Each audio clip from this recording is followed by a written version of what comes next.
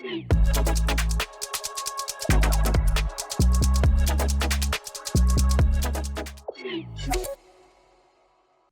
this is Brian Pash, and welcome to another exciting podcast interview today. We're going to do a deep dive into the urban science research in conjunction with the Harris Poll to really understand where the consumer mindset is in regards to their car purchasing journey, affordability, and what's going on with EVs and hybrids in the consumer's mind. Each year, Urban Science partners with the Harris Poll to put out some really effective research that dealer groups and 20 groups can use to really facilitate strategic planning, sales strategy adjustments, and more importantly, learn where the consumer is to sell more cars in a digital age. In order to help us understand the data, we're going to talk with two leaders. Eric Dumont, he is the Global Product Director for Urban Science, and Tom Conrad, he's the global lead for their analytics team. And I am excited to have these two gentlemen on because we want to dive into the data and make some sense of it. And more importantly, to help you apply this data in the dealership. So Eric, Tom, welcome to the show. Thanks for having us, Brian. Excited to be here. So let's start off with affordability. I was listening to the news just recently and the doom and gloom about tariffs and trashing the economy really hasn't played out yet. And more importantly, we saw dealers have a little pull ahead effect, I think, in March and April when the tariffs were first announced. And now I think we're trying to get back to understanding, are the consumers concerned about tariffs? Is affordability still the number one concern? Eric, let me start off with you. What is the survey data showing about consumer mindset and affordability? Well, it's been pretty consistent. Tariffs certainly are topical right now. They're on, they're off, they're bigger, they're smaller. But affordability has been the top concern for consumers in the marketplace when thinking about purchasing or leasing a vehicle for almost 24 months. Tariffs certainly can exacerbate that, but by 20 percentage points or more, affordability has been at the top of the mind of anyone purchasing or leasing a vehicle. And Tom, when we hear about affordability as a top concern, how does the knowledge of this fact, really that this is a key priority for consumers, how can dealers weaponize this data and actually use it in their sales strategy? Mm-hmm. Knowing that affordability is the top concern, dealers can use their tools at their disposal, whether it's through creative financing, whether it's through trade-in. Used car prices are up. So there's a lot that the dealers can do with trade-ins, with financing, because it's a holistic a way to approach, financing is to get all of the the tools at their disposal put on the table for the consumer. And the second most important thing that dealers can do, in addition to pricing and affordability, is transparency. So when they're laying out the trade-in, the financing, and all of that, being transparent with consumers has been a top 3 issue for at least the last 20 years. And sometimes that doesn't get talked about enough, but that's part of the equation in meeting consumer demand. When I talk to dealers, they, well, I want more leads. I want more leads. I mean, it's just, I want more leads. And yet, when I look at the VDP pages on dealership websites, it's like, get today's price, what's your trade worth, and calculate your payments. Obviously, the payments button is aligned with affordability, but it doesn't seem like the page is really maybe crafted to give them some assurance that the dealership will help them through their affordability journey. Like Tom was saying, there's a lot of tools and levers we can pull. I'm not sure if the VDPs are really telling the story. Like, we're here to help you find the most affordable path forward. Um, I think there's a gap. There's a gap between what dealers want, what consumers are struggling with. How do we narrow that gap? That's a great question. There's a bunch of different ways to kind of think through that. The first one, I would remind everyone that while affordability is a top concern, consumers are still buying. Tom can Yes. talk through the details in a moment, but if you look at SAR, if you look at leads, people are still buying. And one of the biggest, you mentioned disconnects, one of the biggest disconnects that we're seeing is that like 93% of dealers that we surveyed think that consumers are going to change their buying patterns based upon this crisis of affordability. Only 50% of consumers are saying the same thing. So Hmm. dealers are thinking that consumers are much more price sensitive than they really are, at least as it relates to buying vehicles. Consumers have been very, very resilient in terms of their purchase intent.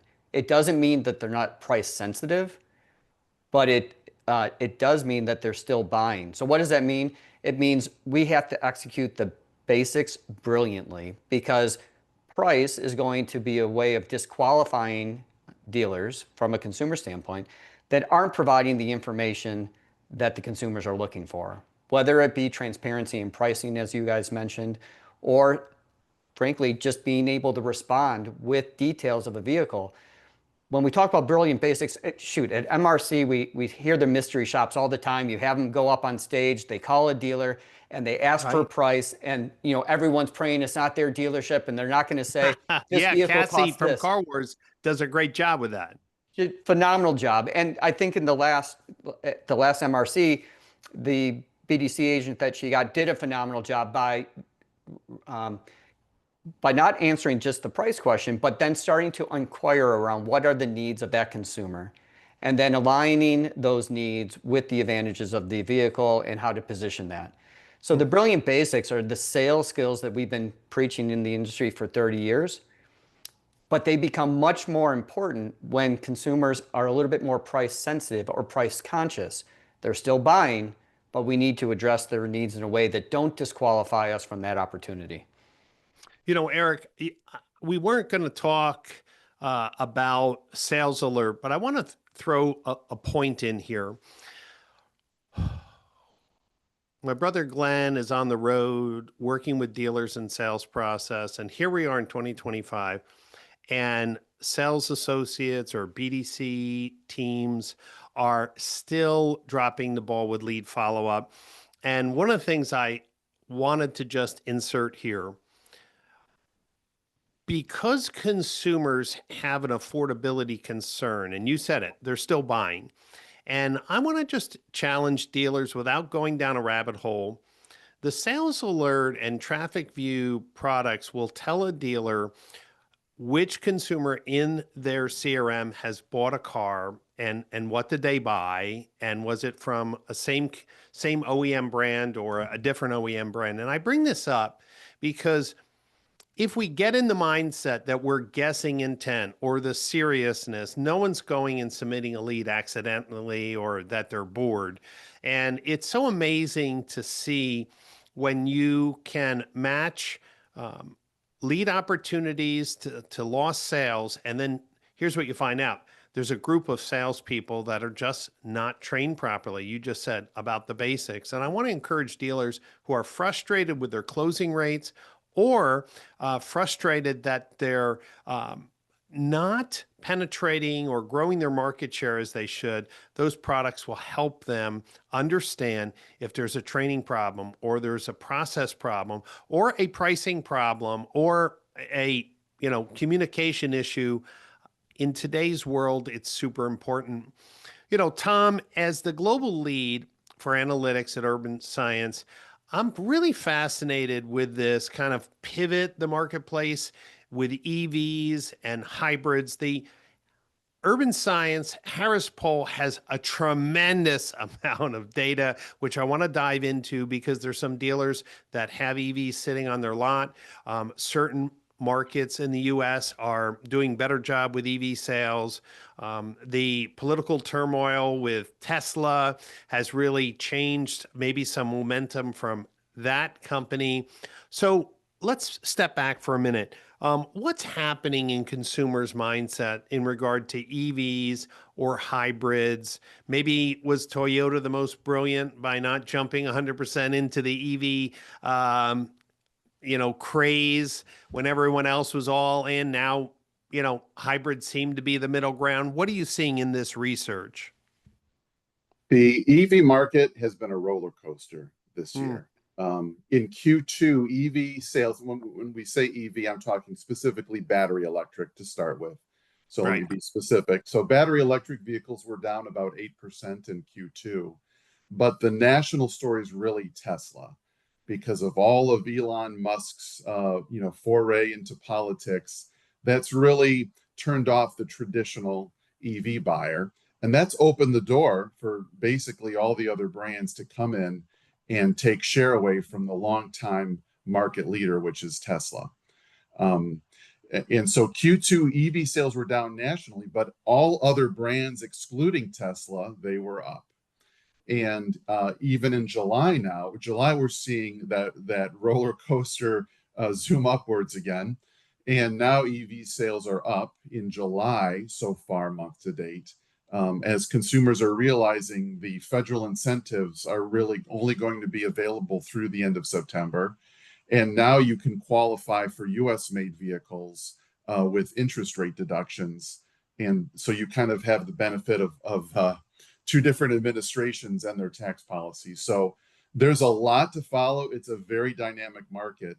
And all that points to is that dealers should be using every tool at their disposal, including tools like Sales Alert and Traffic View, to really master that market and keep tabs on it, because every month this year has been a different story. Eric, let's dive into that a little bit more. Obviously, Tesla has been losing sales to other manufacturers. I know, for example, in Canada, Hyundai's done very well with their EV line. If it's not Tesla, Eric, who's doing the best job in getting consumers' attention for EV models?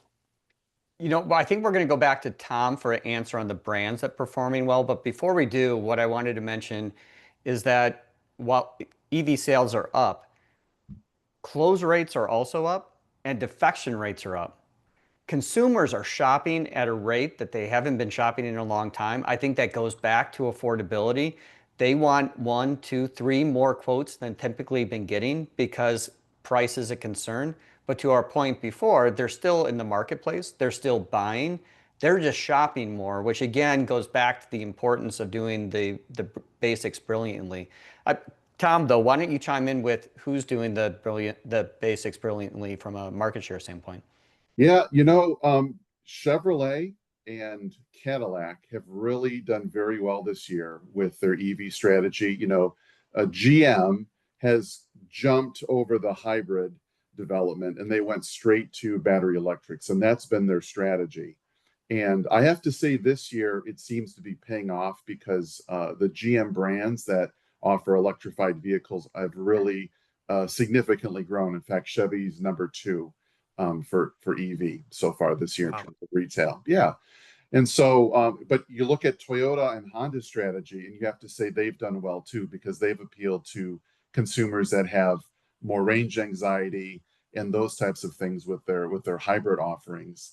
And they've been doing very well in California, for example, as consumers have left Tesla. They've been looking for something a little bit more or less controversial, let's say.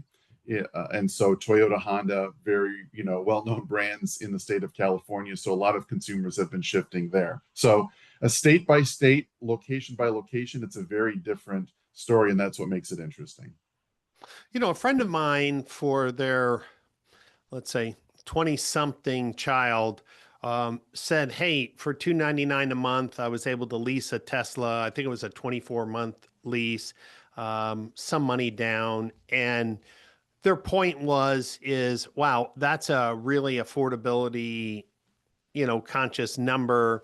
Do you think that Tesla, Tom, has more price elasticity that regardless of the politics, and let's just say the cloud around Tesla from the political foray, do you think if Tesla lowered prices, had more of an aggressive leasing, they win that back pretty quickly?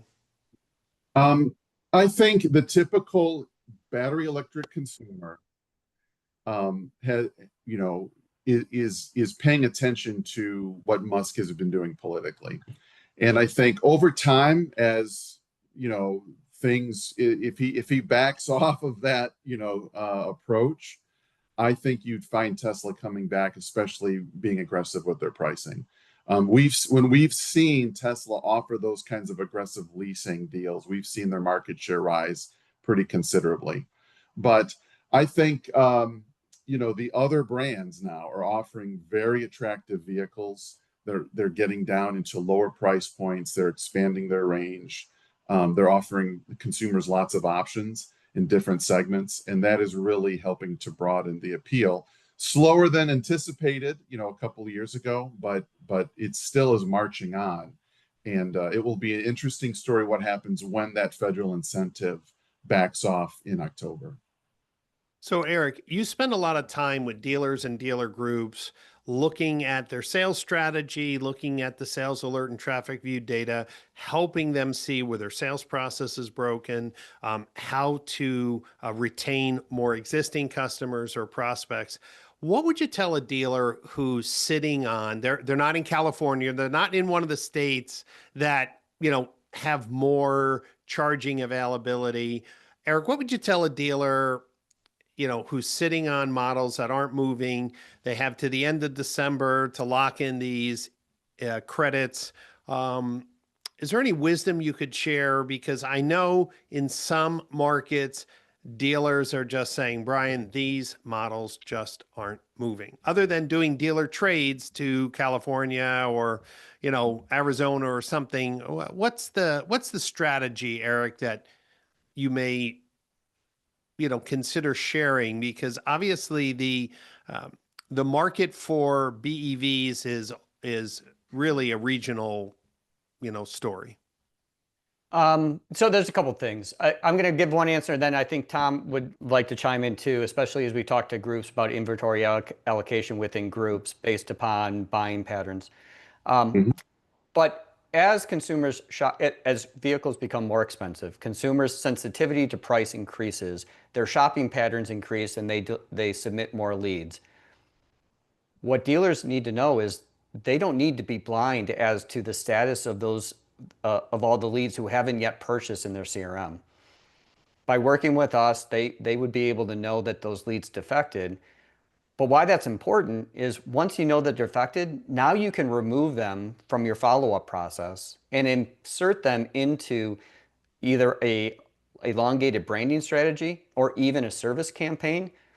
Whether it be for traditional ICE vehicles or for electric vehicles, both of those have had, we've worked with dealers who have had a lot of successes by taking the data that we've updated within their CRM, or frankly, even sent to their CDP, and then started to execute programs that are relevant to those consumers, no longer about buying the vehicle, trying to convince them to buy a vehicle that they've already purchased, but instead about servicing or branding or buying the next vehicle that might not be electric because they have range anxiety about having two electric vehicles in the garage and they want to buy an ICE vehicle the next time. So that was one of the key findings that we've come to recently as we sent this data to a variety of platforms. But I know Tom has different thoughts too, or additional thoughts Yeah, on. and before we go to Tom, Eric, I just want to say that Urban Science will also be releasing a survey tool, and when someone defects, to getting that immediate feedback on why. We've done some manual surveying, at the Vera Automotive Group down in Miami. We've done some surveying with Weiler. We've done some survey with a few other companies, and 50% of the consumers who bought elsewhere said they would consider servicing their vehicle with a dealership. So that's why I like today's data-driven sales strategies. It's not just about winning and losing. But if you lose, how do you adjust your sales process and how do you generate revenue?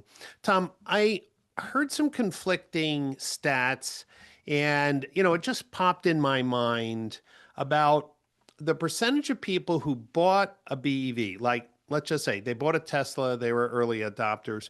Do we have any Mhm. data on what percentage of those people buy a second BEV? Or is it a high percentage of the people who, hey, I tried the Tesla, I like it, but maybe it's range, maybe it's charging, they move to a hybrid. Any thought process? Because I think dealers would like to know, like they could target Tesla owners, but what are they going to target them with? Is it 50% stay or 50% leave? Mhm. What can you tell the dealers who are listening in about the people who've bought a BEV? Are they more likely to buy another one? In the data that we see that BEV buyers tend to have multiple vehicles in their garage. So it's unusual that it's a one car kind of household. Generally, the BEV is their second or third car. What we're seeing in the macro data is that when the BEV owners return to market, they're not interested in the ICE. They're much more interested in the hybrid, plug-in hybrid, something of that variety.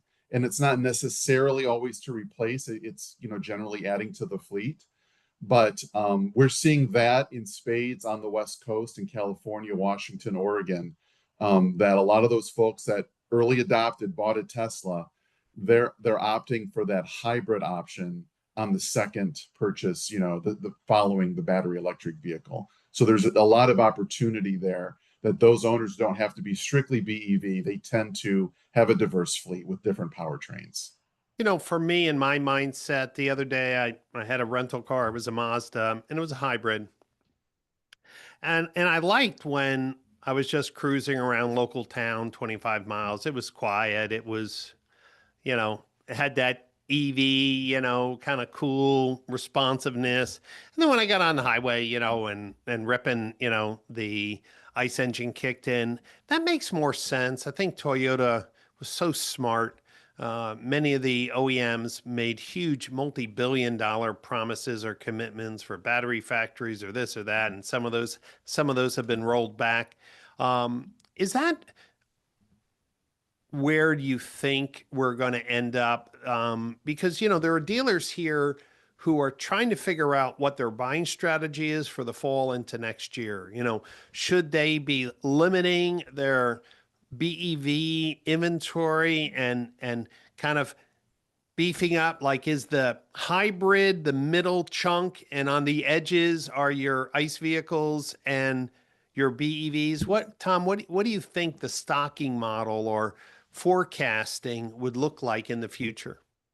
Yeah, I love to work with those dealers on those kinds of questions because they're great questions. And the answer is it depends on where you are. Good. If you're in a major metro market, usually high tech sector, white collar, some folks working from home, shorter commutes, they tend to be much more interested in those electrified options. If they're suburban owners, maybe they have families, they're very busy. They don't have time to think about charging inconveniences or that kind of thing. Or maybe they don't have charging at home. So it's going to depend location by location, and Urban Science can help, targeting because it's a very dynamic problem, state by state. The state of Colorado, for example, has a $3,500 state incentive, but that will only apply to plug-in hybrids and battery electric. So it depends on where you are, really. Great. It's funny. My son Connor, who works with me, does our video editing and podcast editing. I called him the other day and I'm like, "Where are you?" He says, "I'm charging my Tesla." And I joke with him because his apartment complex, he can't put a charger, in, the complex. So there's a mall nearby, it's 1 mile away.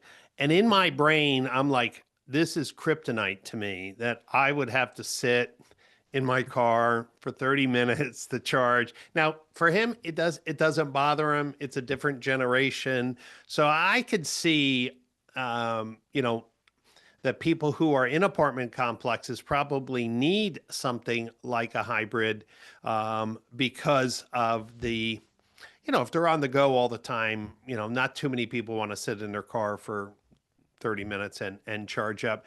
Eric, can you tell the dealers who are listening in how the Urban Science team can help coach their sales strategy, their stocking strategy, or even come out to their 20 group and present this data to give dealers a more data-driven approach for their mix and messaging for the upcoming year? Yeah, for sure. So you think about this affordability crisis that's been going on for 24 months. Tariffs just kind of give it a shot in the arm and make it even more dynamic. But even tariffs are not all about price. Tariffs are also about inventory because now some manufacturers aren't sending vehicles in, and so they're harder to get. And when we polled consumers and dealers about their concerns as it relates to tariffs, dealers understood that inventory was going to be an issue. Only 10% of consumers associated tariffs with inventory challenges. Good point. So it's time to dust off the COVID playbook, unfortunately. The good news is most of us still remember it, might still be on the shelf somewhere. We need to dust it off and remember that as we engage with consumers who are shopping more and more leads are coming in, we really need to seek to understand their need, the consumer's needs, and make sure that we're helping lead them to an answer that matches a vehicle we have in inventory. Because if we don't, we're going to run into the same challenges we had previously, but there's going to be at this stage in the game, there's going to be another dealer with that car in stock, and we're going to lose that up unless we proactively and preemptively start talking about inventory at the beginning as we assess the shopper's needs and try to get them into the store for a conversation. So good. You know, Tom, as you look over all the research that was just recently published, and we're going to provide a QR code for dealers to just scan and request the poll and survey data. Tom, what did we miss? What was one thing that jumped out of this research this year that you think is really important for dealers to know? Yeah, I think that the changes to federal policy are really going to throw things up in the air. And there's going to be a lot of changes. And, you know, we've talked a lot about the federal rebate going away in October. There's also changes, for example, to the CAFE standards. You know, we haven't heard as much about that, but that will change how manufacturers profit from their vehicles. That will affect pricing and availability and all of that. So I think that the takeaway is how dynamic the industry will be this year. It'll be very interesting time to see what happens. And you know, the dealers that are the most agile, that have the best data, that use the best tools, that have the best processes, are the dealers that will survive and thrive in this dynamic time. Well, gentlemen, this has been a great conversation to just understand all of the insights, and we only covered 20% of the data in this survey. Otherwise, we'd be here for about 2 hours. But the whole survey report is available for download. So I just want to encourage everyone, if you scan this QR code, you'll be able to go to a landing page. And there's two things. You can request a report. You can also request someone from the Urban Science team to talk to your general managers, or even see if there's accommodations to come out and speak at a 20 group, because I believe that a more data-driven approach to sales strategy and business strategy is the way we need to move. And the team at Urban Science is really a specialist in OEM data and retail sales data. And of course, their products we mentioned, Sales Alert and Traffic View, are really indispensable tools for today's smart retailer. Eric, I'm going to let you close. What's one thing you want to tell dealers who are listening in about this Urban Science Harris Poll study and the future of automotive retail? You know, I would say embrace it. We know we talked about vehicle affordability as being the top concern. Concern number 2, cost of insurance. Concern number 3, cost of maintenance. Let's be proactive out front with the messaging as we set up our campaigns, as we set up our talk tracks for our sales teams. Let's address those head on. Let's message about vehicle maintenance assistance. Let's message about insurance recommendations. Let's message about free oil changes. Let's get that concern off the table and then get into addressing the vehicle needs of the consumer and matching them to the vehicles we have in stock and working to close the deal. If we try to run from it, if we try to ignore it, if we just rely upon one simple price out there and bring the consumers in and assume that will cover all their concerns, I think that's missing the mark a bit. We have to address the gambit of their concerns, message against those, and have the opportunity then to have a deeper conversation with them. That's great. And I want to challenge all the dealers here. You heard 3 concerns from consumers who have been recently polled. Do you have answers to those concerns that have been updated that your BDC and sales associates use? I mean, inspect it. And then more importantly, shouldn't you know what model they bought, who they bought it from, and when? Doesn't it make sense for you to do a health check on your current sales process, on those word tracks, on the effectiveness of communicating value? This is all something you can get from the Traffic View and Sales Alert products from Urban Science. So I want to encourage you on that same QR code, if you want to get a demo of these 2 products. As I mentioned, my brother Glenn's out helping dealers and dealer groups with this tool, and they all are saying the same thing. We never had real-time insights on defection, and we never had a playbook on how to deal with it. So survey data helps us understand what are concerns and challenges in the marketplaces. That should influence our sales process, and then we should make sure our sales process is working. That's the partnership that Urban Science is bringing to Tier 3 for dealers who really want to sharpen their axe and make sure every swing they're really being as efficient as possible to cut through the noise and sell more cars in a digital age. Thank you so much, gentlemen, for spending time with me and our dealer community on this latest poll survey. And I look forward to seeing you and the whole Urban Science team at the Modern Retailing Conference, November 16th, 17th, and 18th in Palm Beach, Florida. It's the conference to attend if you want to talk about modern retail strategy, the tools, the techniques, the process, the checks and balances that can really help elevate your, sales and grow your market penetration. All of these topics and more, including how AI is transforming retailing, will all be covered at the Modern Retailing Conference. So just go to modernretailingconference.com. Get your tickets today. Thanks so much for listening in. And if this is the first time you're listening to one of my podcasts, there are hundreds of interviews online. Just search for the Brian Pash Podcast. Have a great day and look forward to seeing you next time on another exciting podcast interview.